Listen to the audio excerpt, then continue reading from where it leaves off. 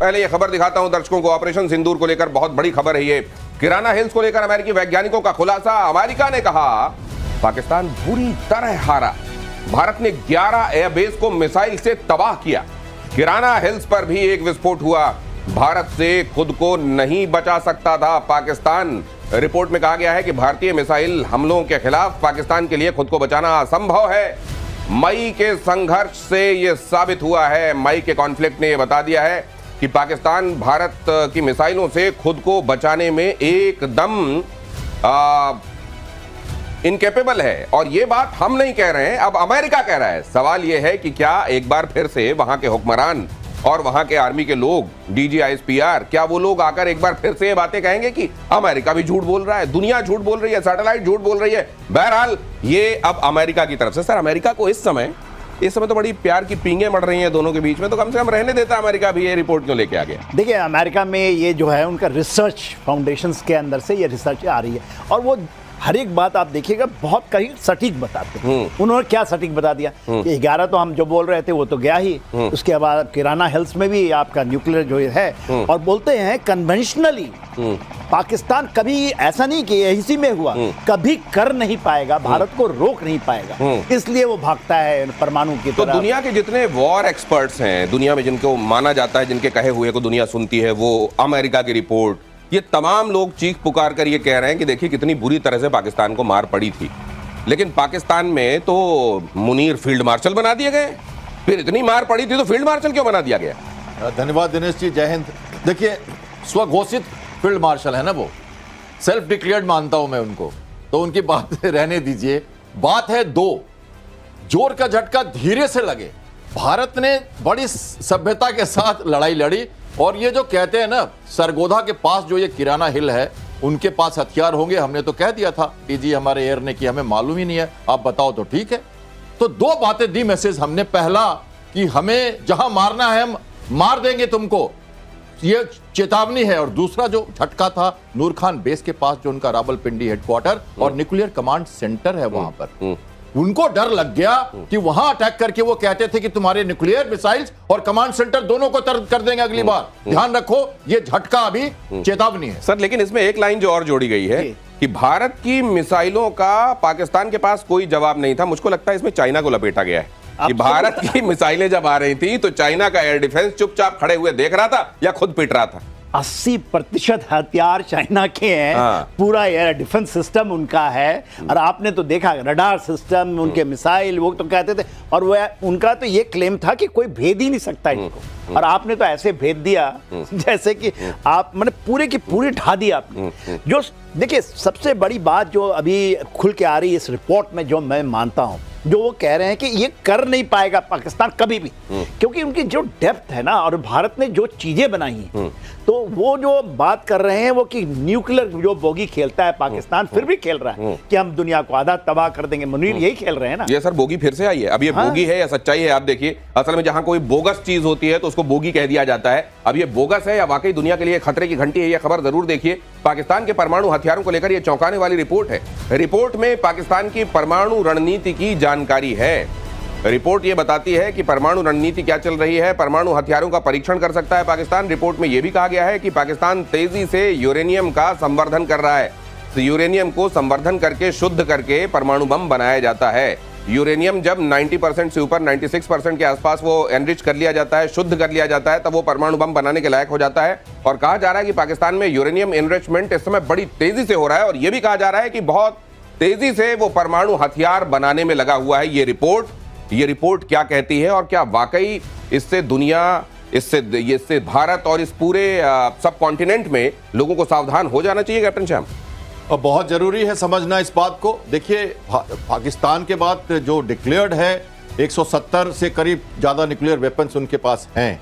और जनरल किदवई की जो बात हम सुन रहे हैं, अभी वो कह रहे थे एक सभा के दौरान उन्होंने कहा कि नो फर्स्ट स्ट्राइक, जो हमारी जो नीति है उस पर हमें कायम रखने की कोई जरूरत नहीं, हमें वो नीति हमें नहीं है, हमारी नहीं, और हम उसी पे चलना चाहते हैं। हमें जरूरत पड़ेगी तो हम टैक्टिकल यूज करेंगे मिसाइल्स का, क्योंकि कन्वेंशनल वॉरफेयर में जो लगा उनको मार जो लगी, उससे वो घबरा गए हैं, और उनको लगता है कि जो फिर से ये न्यूक्लियर ब्लैकमेल करना ही है, और वो चाह रहे हैं कि 2030 तक करीब करीब 200 के न्यूक्लियर वेपन्स वो बना लें। और इस तरह की वो डिटरेंस रखे ताकि भारत अगर अटैक करे तो हम उनको मार सकें। लेकिन हमने देख लिया न्यूक्लियर ब्लैकमेल का, कुछ नहीं चला उनका, और भारत ने क्लियरली कह दिया है कि अब आपका न्यूक्लियर ब्लैकमेल नहीं चलेगा, हम आपसे नहीं डरते, और ये जस्ट एक मुद्दा है जो हमारे लिए सोचना। नहीं तो फिर मैं ये भी जानना चाहता हूं कि वो अमेरिका जो ईरान को लेकर अचानक वहां एनरिचमेंट को लेकर हथियार बनाए जाने को लेकर इस कदर परेशान होता है, और आपने देखा ईरान का क्या हाल किया गया है, तो फिर पाकिस्तान में जब ये चल रहा है तो फिर विश्व की महाशक्तियों को ये दिखाई नहीं दे रहा है क्या? देखिए, ये तो मैं लेकर चलिए कि जो पाकिस्तान की न्यूक्लियर कैपेबिलिटी आई है वो अमेरिका का दिया हुआ है, ये उनका है नहीं। ठीक है, एक्यू खान का नाम लेते हैं कि इन्होंने चोरी छुपे से बना लिया, मगर उसमें कहीं टैसिट सपोर्ट है और फुल सपोर्ट है। आज के दिन में तो यही है। देखिए, इनरिचमेंट में तो पहले वो टाइटेनियम में कर रहा था, अब यूरेनियम की इनरिचमेंट करता है। 4 रिएक्टर्स हैं।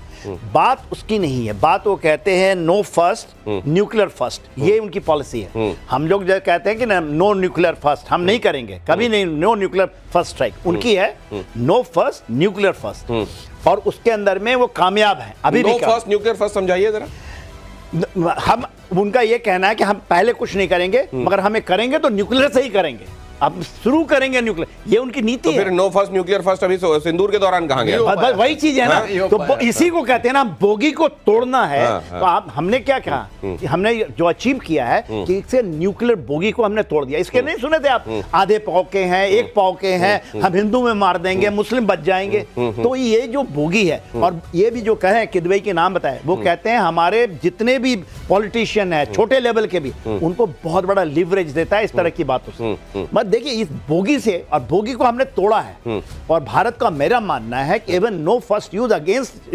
पाकिस्तान में डिक्लेयर होना चाहिए। एक बात जानना चाहता हूं, अगर डिटरेंस के हथियार हैं, आप ऐसे मुल्क जो आपको कभी हमला कर सकते हैं, उनको ये बताने के लिए कि देखो मेरे पास इतने खतरनाक हथियार हैं और मैं तो फर्स्ट यूज भी कर दूंगा, ये सब अगर आप माहौल बना के रखना चाहते हैं तो कम से कम घर के अंदर तो आप घर वालों को तो फिर ठीक सुविधाएं दीजिए। घर के अंदर से जब लड़ाई झगड़े शुरू हो जाएंगे, जो कि वहां पे चली रहे हैं, अभी मैं आगे अगली खबर में आपको बताता हूं, तो वहां तो आप परमाणु बम चला नहीं पाएंगे। उन जगहों से कैसे खुद को बचाएंगे? जो चल रहा है खैबर पख्तूनवा में, जो चल रहा है बलूचिस्तान में, उसके लिए क्या बम? वहां तो सौहार्द वाला वातावरण ही उन लोगों को साथ में ला सकता है, और वहां तो आप रिसोर्सेज लुटवाने के लिए कभी चाइना को लाते हैं, कभी अमेरिका को लाते हैं। खबर देखिए, बलूचिस्तान छोड़कर भागी मुनीर की सेना, बलूचों ने फहराया आजादी का झंडा। कई इलाकों में बलूच लिबरेशन आर्मी का कब्जा। पाकिस्तानी सेना की चौकियों पर बलूचों का झंडा फहराता हुआ नजर आ रहा है। ये पाकिस्तान सेना की चौकियां हैं जहां पर रहा करते हैं ये फौजी असल में तैनात। उन तमाम जगहों से फौजियों को खदेड़ दिया गया है। उनके कॉन्वॉय को आप देखते हैं, हर 1-2 दिन में आप देखते हैं कि वहां से एक रेगिस्तानी इलाके से गुजर रही है कोई एक गाड़ी, और कॉन्वॉय क्या, एक गाड़ी होती है उसको उड़ा दिया जाता है। सवाल ये भी उठते हैं कि जब आप इस तरह की, आपके लिए वहां थ्रेट परसेप्शन है, तो कॉन्वॉय की जगह एक सिंगल गाड़ी क्यों भेजते हैं आप? और इस तरह की पोस्ट वहां पर जो इक्का दुक्का लोग तैनात होते हैं उनको खदेड़ दिया जाता है, और वहां पर कई जगहों पर आजादी का झंडा। अब ये वक्त की बात लग रही है कि बलूचिस्तान अपनी खुदमुख्तारी, अपनी इंडिपेंडेंस का, संपूर्ण आजादी का ऐलान किसी दिन कर देगा। उसने तो कर दिया है, बहुत जगह थे, वो बहुत सारे डिस्ट्रिक्ट में तो झंडे फहरा दिए उन्होंने। देखिए, बात क्या है कि आज के बलूचिस्तान इनके हाथ से निकल चुका है, और सारी की सारी यदि किसी की प्रॉब्लम है तो ये पाकिस्तान की खुद की प्रॉब्लम। अपने पैरों में आप कुल्हाड़ी मारेंगे। वहां की पूरा देखिए 40% से 43% बोलते हैं उसकी जमीन ही है, वो पाकिस्तान का है, तो बलूचिस्तान है। पूरा मिनरल वहां है, सभी चीज है।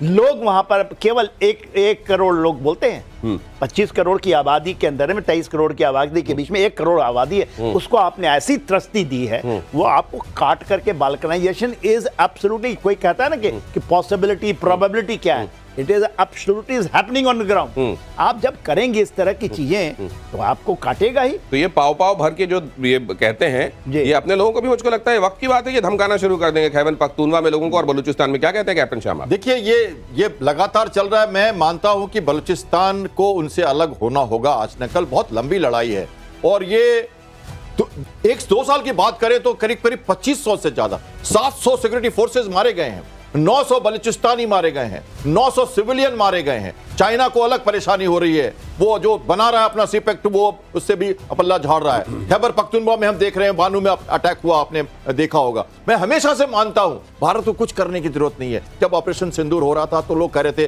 पीओके ले लें, बलूचिस्तान को अलग कर दें। हमारे लोग कुछ नहीं करते। आपके ट्रेन में जाके धमाका हो जाता है, आपके स्कूल में धमाका हो जाता है, आपके खैबर पख्तूनवा में रोज कोई ना कोई मर जाता है। हम कुछ नहीं कर रहे हैं। अंडा खुद से फूट जाए तो अच्छा जीव निकलेगा, बाहर से मारने पे पता नहीं क्या होगा। For more of such videos, do like, share and subscribe to ET Now Swadesh.